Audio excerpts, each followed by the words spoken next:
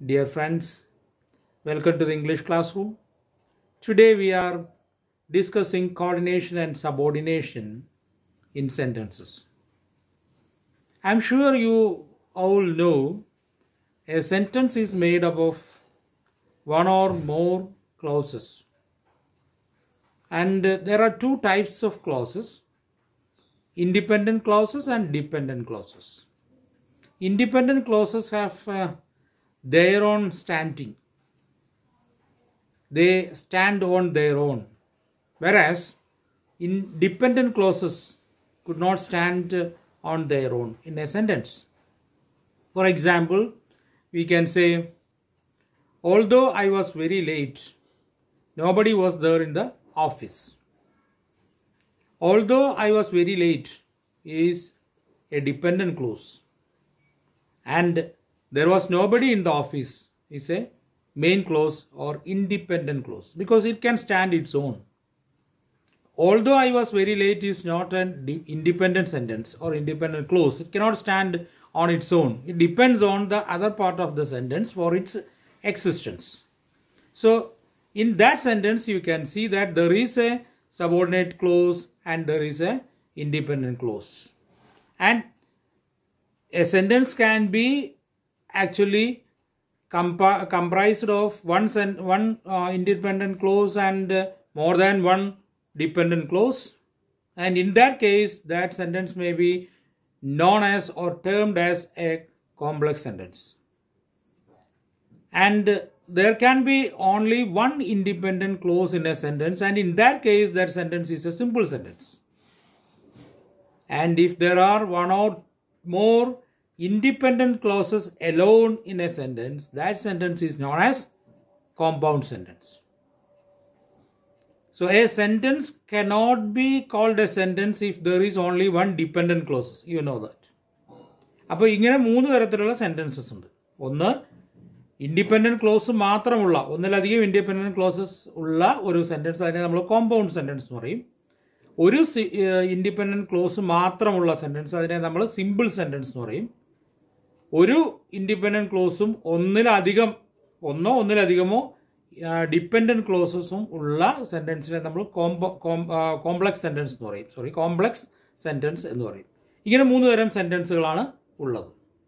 ഈ സെൻറ്റൻസുകൾ എങ്ങനെയാണ് ഫോം ചെയ്യുന്നത്? അതാണ് there are two methods and these methods are known as coordination and subordination.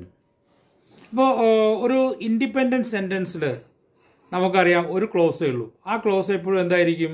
അത് ഒരു ഇൻഡിപെൻഡൻറ്റ് ക്ലോസ് ആയിരിക്കും. അതേസമയം ഒരു കോംപ്ലക്സ് സെൻറ്റൻസിൽ ഒന്നിലധികം ക്ലോസ് ഉണ്ടാവും. അതിൽ ഒന്ന് നിർബന്ധമായിട്ടും എന്തായിരിക്കണം? ഒന്ന് നിർബന്ധമായിട്ടും ഇൻഡിപെൻഡൻറ്റ് സെൻറ്റൻസ് ആയിരിക്കണം. മറ്റതെല്ലാം ഒന്നോ അതിലധികമോ ഉള്ളത് ഡിപ്പെൻഡൻറ്റ് സെൻറ്റൻസ് ആയാലും കുഴപ്പമില്ല, ഡിപ്പെൻഡൻറ്റ് ക്ലോസ് ആയാലും കുഴപ്പമില്ല. അപ്പോൾ അതിനെ നമ്മളൊരു കോംപ്ലക്സ് സെൻറ്റൻസ് എന്ന് പറയും. ഈ കോംപ്ലക്സ് സെൻറ്റൻസിൽ നമ്മൾ അവിടെ നടക്കുന്നത് ഒരു സബോർഡിനേഷൻ നടക്കുന്നുണ്ട്. There is an independent clause and there is one or more dependent clauses. ഈ ഡിപ്പെൻഡൻറ്റ് ക്ലോസസിനെ ഇൻഡിപെൻഡൻറ്റ് ക്ലോസസിലേക്ക് ആഡ് ചെയ്യുമ്പോൾ, ജോയിൻ ചെയ്ത് സെൻറ്റൻസ് ആക്കുമ്പോൾ അവിടെ സബോർഡിനേഷനാണ് നടക്കുന്നത്. അതേസമയം രണ്ട് ഇൻഡിപെൻഡൻറ്റ് ക്ലോസസിനെ നമ്മൾ ഒരു സെൻറ്റൻസിലേക്ക് ജോയിൻ ചെയ്യുമ്പോൾ അവിടെ നടക്കുന്നത് കോർഡിനേഷനാണ്. ആ കോർഡിനേഷൻ ഉപയോഗിക്കുന്ന വാക്കുകളുണ്ട്. അതാണ് കോർഡിനേറ്റിംഗ് കൺജങ്ഷൻസ് എന്ന് പറയുന്നത്. കോർഡിനേറ്റിംഗ് കൺജങ്ഷൻസ്, ഇംഗ്ലീഷിൽ കുറേ കോർഡിനേറ്റിംഗ് കൺജങ്ഷൻസ് ഉണ്ട്. അത് ഉപയോഗിച്ചുകൊണ്ടാണ് ഈ രണ്ട് ക്ലോസുകളെ ഒരുമിച്ചാക്കുന്നത്. അത് ഏതൊക്കെയാണ്? നമുക്ക് പലപ്പോഴും കൺഫ്യൂഷൻ വന്നേക്കാം. ആ കോർഡിനേറ്റിംഗ് കൺജങ്ഷൻ ആണോ സബോർഡിനേറ്റിംഗ് കൺജങ്ഷൻ ആണോ എന്ന് നോക്കിയിട്ടാണ് അതൊരു സെൻറ്റൻസ് ഏത് ടൈപ്പ് സെൻറ്റൻസ് ആണെന്ന് പോലും നമ്മൾ തീരുമാനിക്കുന്നത്. അപ്പോൾ അതുകൊണ്ട് അത് വളരെ പ്രധാനമാണ്. കോർഡിനേറ്റിംഗ് കൺജങ്ഷൻസ് എന്ന് പറയുന്നത് പ്രധാനമായിട്ടും നമുക്ക് മനസ്സിലാക്കാൻ ഒരു അക്രോണിം ഉപയോഗിക്കാം. Fan boys, FANBOYS, fan boys എന്നുള്ളത് ഉപയോഗിച്ചാൽ മതി. അവിടെ ഒരു കുറുക്ക് വഴി പറഞ്ഞതാണ്. അവിടെ നോക്കൂ, for, and, nor, boys, but, or, yet, so, ഇതാണ് ഫാൻ ബോയ്സ് എന്നുള്ള ഓരോ വാക്കിനും തുടങ്ങുന്ന ഓരോ കോർഡിനേറ്റിംഗ് കൺജങ്ഷൻ്റെ പേരാണ് ഞാനിവിടെ പറഞ്ഞത്. ഇനി സബോർഡിനേറ്റിംഗ് കൺജങ്ഷൻസ് ഉണ്ട്. എന്തിനാണ് ഉപയോഗിക്കുന്നത്? സബോർഡിനേറ്റിംഗ് കൺജങ്ഷൻ എന്ന് പറഞ്ഞാൽ ഒരു ഡിപ്പെൻഡൻറ്റ് ക്ലോസിനെ അല്ലെങ്കിൽ ഒരു മൈനർ ക്ലോസിനെ ഒരു മെയിൻ ക്ലോസുമായിട്ട് ബന്ധിപ്പിക്കാനാണ്. അത് ധാരാളം ഉണ്ട് ഇംഗ്ലീഷിൽ. നമുക്ക് അവയെ സബോർഡിനേറ്റിംഗ് കൺജങ്ഷൻസ് എന്ന് വിളിക്കാം. Although, while, though, whereas, even though, where, whatever, unless, until, if, after, before, ഇതിങ്ങനെ തുടർന്ന് പോവുകയാണ്. അപ്പോൾ ഇതാണ് സബോർഡിനേറ്റിംഗ് കൺജങ്ഷൻ എന്ന് പറയുന്നത്. അപ്പോൾ ഇൻഡിപെൻഡൻറ്റ് ക്ലോസ് രണ്ടെണ്ണത്തിനെ നമ്മൾ കൂട്ടി യോജിക്കുമ്പോൾ രണ്ട് ഈക്വൽ ഐഡിയകളാണ്. സബോർഡിനേറ്റിംഗ് ക്ലോസിനെ ഒരു ഇൻഡിപെൻഡൻറ്റ് ക്ലോസുമായിട്ട് കൂട്ടി യോജിപ്പിക്കുമ്പോൾ സബോർഡിനേഷനാണ് നടക്കുന്നത്. കാരണം അവിടെ ഒരു ഐഡിയയ്ക്ക് കൂടുതൽ പ്രാധാന്യമുണ്ട്, അടുത്ത ഐഡിയയ്ക്ക് പ്രാധാന്യം കുറവാണ്. ഈ രീതിയിലാണ് നമ്മൾ കോർഡിനേഷനും സബോർഡിനേഷനും നടക്കുന്നത്. ഇപ്പോൾ നിങ്ങൾക്ക് ഉദാഹരണമായിട്ട് ഒരു നോക്കൂ. I went there to meet him, he was not there. ഇതിനെ നമ്മൾ എങ്ങനെയാണ് യോജിപ്പിക്കുന്നത്? I went there to meet him, he was not there. I went there to meet him but he was not there.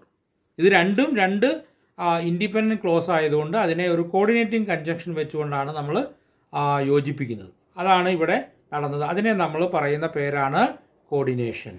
അതേസമയം സബോർഡിനേഷനിൽ അത് വ്യത്യാസമുണ്ട്. സബോർഡിനേഷനിൽ നോക്കൂ, ഉദാഹരണത്തിന് though he was ill he could write the exam. Though എന്നുള്ളത് നോക്കൂ, അവിടെ though എന്നുള്ള വാക്ക് ഉപയോഗിച്ചുകൊണ്ട് he was ill he could write the exam, he could write the exam എന്നുള്ള മെയിൻ ഐഡിയയിലേക്ക് ഹി വാസ് ഇൽ എന്നുള്ള സബോർഡിനേറ്റ് ഐഡിയ നമ്മൾ കൂട്ടിച്ചേർത്തത് ദോ എന്നുള്ളത് ഉപയോഗിച്ചിട്ടാണ്. അപ്പോൾ ആ ദോ എന്നുള്ളത് സബോർഡിനേറ്റിംഗ് കൺജങ്ഷനാണ്. അപ്പോൾ കോർഡിനേറ്റിംഗ് കൺജങ്ഷൻ നമ്മൾ നേരത്തെ പറഞ്ഞ പോലെ ഫാൻ ബോയ്സ് ആണ്. 7 എണ്ണം നമ്മൾ പഠിച്ചു. For, and, not, but, or, yet, so. Subordinating കൺജങ്ഷനിൽ ധാരാളം ഉണ്ടെന്ന് ഞാൻ പറഞ്ഞു. Although, while, though, whereas, even though, where, wherever, because, since, so that, in order that, as if, as though, if, unless, until, after, before, while, once, when. ഇതൊക്കെ നമുക്ക് subordinating conjunctions ആയിട്ട് ഉപയോഗിക്കാം. ഈ സബോർഡിനേറ്റിംഗ് കൺജങ്ഷൻസ് ഒരു വാചകത്തിൽ കണ്ടു കഴിഞ്ഞാൽ അത് രണ്ടർത്ഥമുണ്ട്. There is subordination in the sentence, ഒന്ന്. രണ്ട്, ഈ സബോർഡിനേറ്റിംഗ് കൺജങ്ഷൻ ഉപയോഗിച്ചുകൊണ്ട് അതിനകത്ത് രണ്ട് ക്ലോസുകൾ ഉണ്ടെന്നും അതുകൊണ്ട് ഇതൊരു കോംപ്ലക്സ് സെന്റൻസ് ആണെന്നും നമുക്ക് മനസ്സിലാക്കാം. കോർഡിനേറ്റിംഗ് കൺജങ്ഷൻസ് കണ്ടു കഴിഞ്ഞാൽ അവിടെ കോർഡിനേഷനാണ് നടന്നത് എന്നും അതുകൊണ്ട് അതൊരു കോമ്പൗണ്ട് സെന്റൻസ് ആണെന്നും നമുക്ക് മനസ്സിലാക്കാം. ഈ രണ്ട് കാര്യത്തിലും ഇത് സിമ്പിൾ സെന്റൻസ് അല്ല എന്നും നമുക്ക് മനസ്സിലാക്കാം. അതുകൊണ്ട് സെന്റൻസ് ഫോർമേഷനിൽ വളരെ പ്രധാനപ്പെട്ട ഒരു പങ്ക് വഹിക്കുന്ന ഒന്നാണ് കോർഡിനേഷനും സബോർഡിനേഷനും. ഇതാണ് നമുക്ക് പ്രത്യേകം ശ്രദ്ധിക്കേണ്ടത്. സെന്റൻസ് ഫോർമേഷനിൽ വളരെ പ്രധാനപ്പെട്ട ഒരു പങ്ക് വഹിക്കുന്ന ഒന്നാണ് കോർഡിനേഷൻ, സബോർഡിനേഷൻ എന്നീ രണ്ട് പ്രക്രിയകൾ. നന്ദി.